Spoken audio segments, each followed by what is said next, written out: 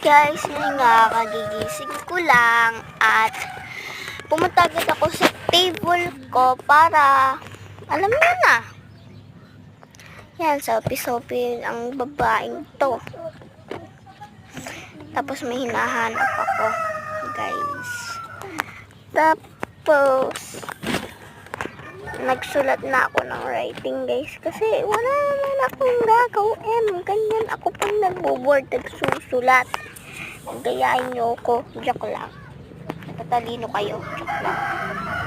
Puro na lang ako, joke lang. Kaya yan, sulat na lang ako. Yan, natapos. Magaling naman at natapos na ako, guys. Tapos, nalaman ko na magulo pala buhok ko. Yan, nagsuklay na lang ako. Para naman may magawa din ako. Tapos yan, hindi ako makapag-intindihan sa buhok ko. Paano bang gagawin ko sa buhok ko? Kung pagupitan ko na lang kaya.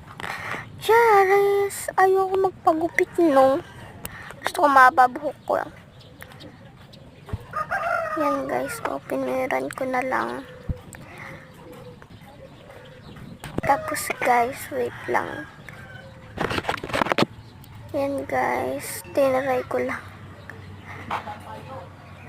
Yan. Guys, ang bagal ko, guys, maganya. Bakit kaya ang bagal? Yan, guys. Diba?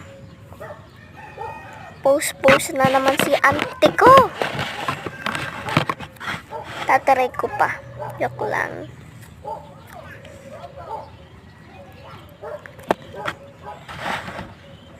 Guys, try ko pa kaya. Sige. Kunin ko lang, guys. Charis! Joke lang. Hindi naman mabiro. Hey guys, kinukuha ko lang yung clip ko para masakop yung buhok ko. Diba? Yan, post na naman si auntie ko. Tapos pinakita ko sa inyo yung mga bini ko. Yan, ang bilis ko. Happy si auntie ko. Happy. Huy! Tapos guys, nilagay ko na sa organizer ko. Yan palang sticky notes na ginagamit ko. Yan guys. So, bye-bye guys. Dito na mag-end yung mini vlog.